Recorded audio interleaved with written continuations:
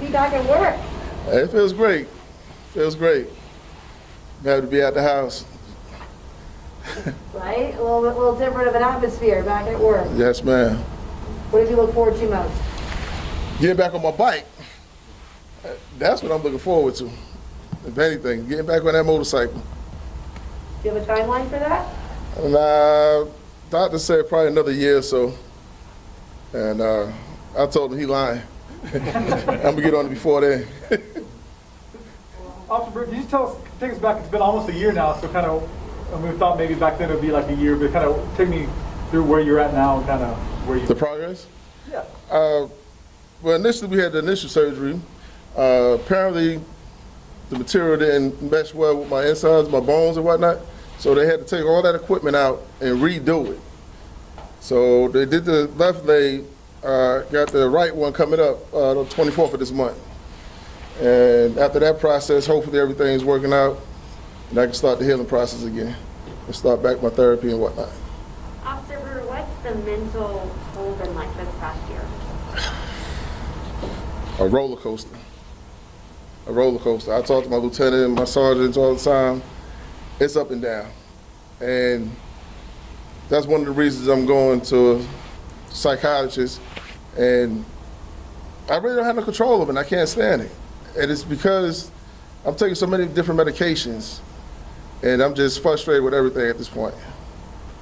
Talk to me about the good-looking crew you got behind you. This is the motor unit, the elite motor unit, which I am part of. We do everything for the city, from president details on down to foreign dignitaries. So anything the city needs, we do. Would you guys say you're tight-knit? You have a lot of support from Yes, ma'am. Talk to me about the support that you've had. These guys, but to be over here, you got to have tough skin. And these guys joke all the time, especially this one back here. Raise your hand, man. Hi, guys. So it's a lot of fun over here, though. These guys are great. They're great. Can you talk about, I mean, there's one thing being back as a full-time officer eventually, but there's another thing being part of the motors. I mean, and that's really the goal, right? I mean, Yes. Yes. You want to be back on that bike. I want to be back on this unit. What's the difference? Is it going to be a little more difficult? But talk about the process of trying to get there. I guess it's going to be a little while. The doctor said it's up to me and my recovery, basically.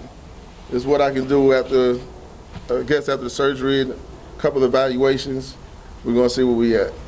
Why is it important to you? Just because it's these guys, or is it because of the motorcycle? Is it because of what you do Everything. every day? I mean, This is what I've been doing for the last, 12, 13 years? This is all I know.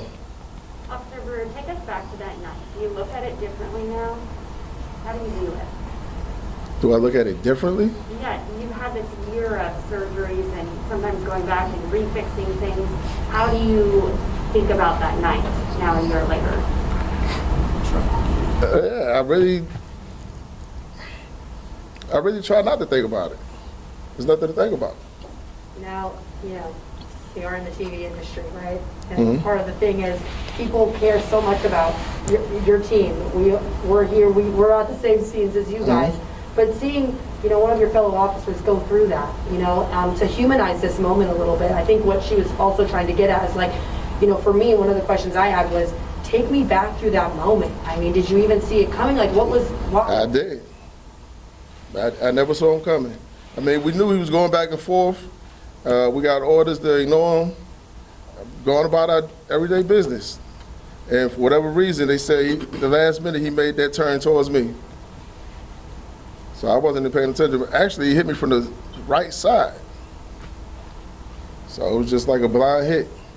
And obviously, PTSD is a part of that. When you go Yes. through that, everyone has their own trauma, whenever, but this is a traumatic experience. And so, can you take us through some of the stuff that you battled after that? Like moments of, you said you try not to think about it, but do you have, it's kind of like coming back from a war. Yeah. What's that like? Take us through that. Again, it's an emotional roller coaster. One day I'm angry, one second I'm crying, one second, it's up and down. It's, I don't know how to describe it because I've never dealt with this before. So it's just, and I hate that feeling. I hate taking all the medication they prescribing me. It's frustrating. have you had total? So far, 3. The 4th one would be on the 24th of this month. And how many medications are you on? Oh, man. You name them, I have them. It's at least 20 different medications. And what are they all treating? What they say, the doctors, they all have a purpose. Most of them, the nerve damage, my left leg, the PTSD, pain, of course, bone growth, it's mental health, help me sleep. It's a variety of medications. But it has to be those moments too where it's just a miraculous. You're walking in here on your own 2 feet. We saw you getting your award the other week with standing up. I mean, there was a fear that you could lose your leg, right? Or you wouldn't be able to walk again. I mean, talk Yes. about. I mean, there's some highs too here this last year that you never didn't make you think you'd be back in this spot, right? Well, I'm blessed. I'm blessed. I mean, and I think a lot of that had to do with all the prayers and people wishing me well. So that's what kept me basically pushing forward. And I know besides the legs, you were hitting the head, and that was the real concern. I mean, obviously you don't remember because you were out. I was gone. But I mean, really, what do you want to say to those National Guard members? I think Sergeant, the governor even mentioned it, and they were there to save you, right? I love those guys. Actually, we trying to get something Yeah, we done with actually, that. he is not. I think what we've got going on is we've got some plaques that the unit got made for them. We plan on visiting them and presenting those plaques to them because obviously we are super grateful that they were there, Yes. that they were able to move Max quickly. What Max probably doesn't remember is that I got transferred to this unit 2 days before this happened. Oh, wow. I watched it happen. I was out there that night. Many of these guys were out there that night. Officer Lang was standing right next to him. You know, when that occurred, I mean, there was just a sea of blue that rushed over to Max. We had some of our own SWAT team medics were there. Officers immediately started rendering aid to Max. I got there and held his head as they put the C-clamp on it. You know, Mark was taking boots off and we were getting ready to take his vest off and all that stuff. And then all of a sudden that National Guard Humvee rolled up and it was just, God, it was God sent, really. I mean, because everybody was standing around and, you know, there's a couple of people working on Max and you could see people around him and people, you know, head in their hands, and it's just, it was a huge shock. I mean, it was a huge blow to our unit for sure. To be quite honest with you, I think there were plenty of us that thought we lost Max that night. I mean, I did. Like I said, I had his head in my hands with his eyes closed. And when they finally started blinking and he started breathing again, you know, what a blessing. And they loaded him up in that Humvee and took him off to Grady. And I don't think we could be more thankful than we are. Can we get your name? I'm Lieutenant Tom Matzert, Kendra. agency ERT. And then if y'all want to, we may Come we here. may adjust the mics, That's fine. you know, afterwards, you know, to get sound from you. So we Yeah, I can think hear we you a picked little it up more pretty clearly. good. That was pretty good. But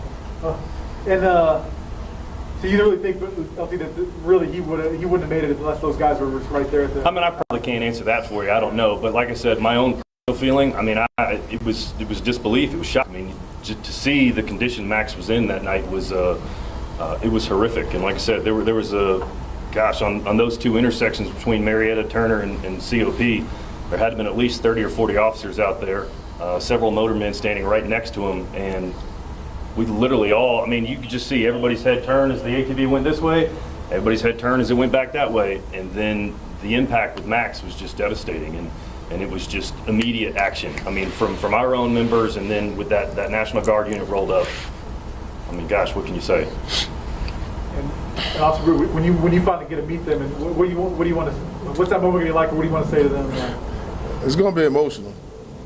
I just, like I said, I just want to shake their hand, give them a hug, man, and let them know I appreciate everything they do. What do you want to say to these guys who are right there with you, obviously? Oh, these guys already know I love them. This is my crew, man. Some stuff don't need to be said. You know, what kind of example, I know that you are a father of 4. Uh-huh. What kind of example, you know, were you hoping to set for your kids and your grandkids by coming back? We're not quitters. We're not a family of quitters. We're gonna fight. We fighters. Max is not a quitter, I will tell you that. I mean, like I said, I got over here right before this happened, and Max and I talked daily, weekly, for a long time, and I can tell you he's definitely He's a fighter, for sure. Being on this motor unit is a huge part of who Max is. We want him back. He wants to be back. I fully believe in my heart that at some point Max will be back on a motor. There's no doubt about it in my mind. It's obviously it's an uphill battle. I get that. He gets that. But you know, I know you guys saw him walk in here on a walker, but I can't tell you how many times he's probably not supposed to, but he still put that walker aside and he walks because he's a fighter. He's working on getting himself back to 100%. And everything that Max does is to get back on that bike.